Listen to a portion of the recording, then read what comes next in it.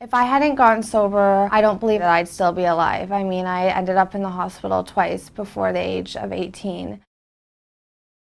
I'm Allie. I'm 22 years old and I'm a recovering drug addict and alcoholic.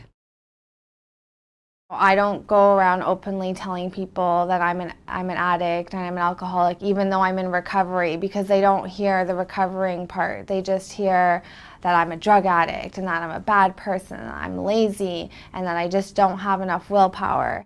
I show a lot of willpower in other areas of my life. When it comes to drugs and alcohol, it's a whole different story. And I think, people say, why can't you just stop? Or, why can't you just have some more positive thinking around it? And I think it's the same thing as telling a schizophrenic person to think their way out of schizophrenia. Like this is a disease of the mind. It's also a physical allergy. It's the same thing as someone being allergic to peanuts. They break out in hives, in anaphylactic shock. For me, I ingest alcohol and I break out and I want more.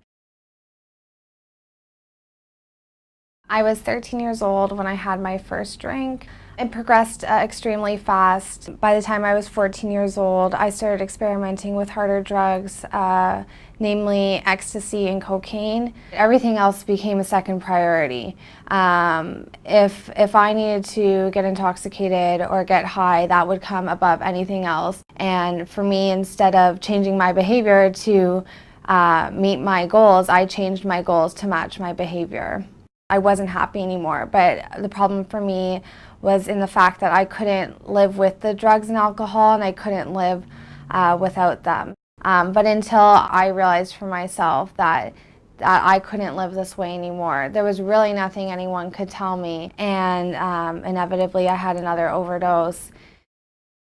I was referred to services that were trying to help me to take a harm reduction method or approach to things, and because I'm an addict and I'm an alcoholic and I can't just reduce my intake, I constantly need more, that didn't really work.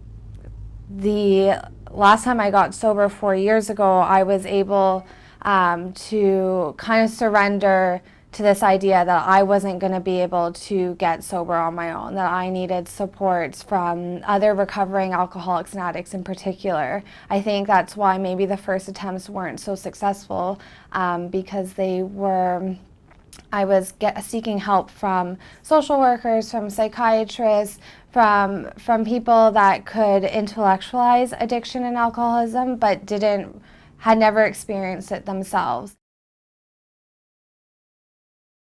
Labeling helped me to identify my problem instead of hindering me.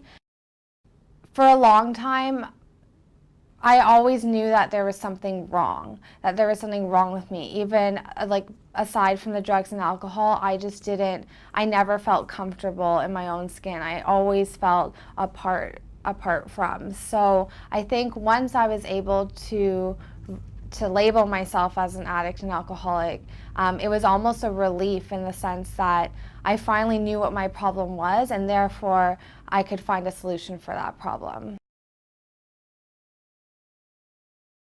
I started to see all these improvements in my life. I started to see an improvement in my mood. I wasn't so depressed all the time. I wasn't so angry all the time. I was finally free from my addiction.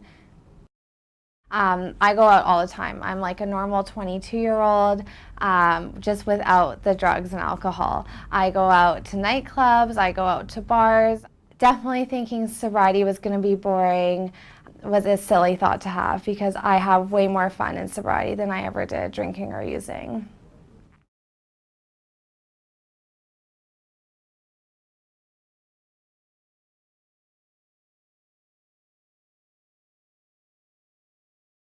Support Ontario's public television. Donate at tvo.org.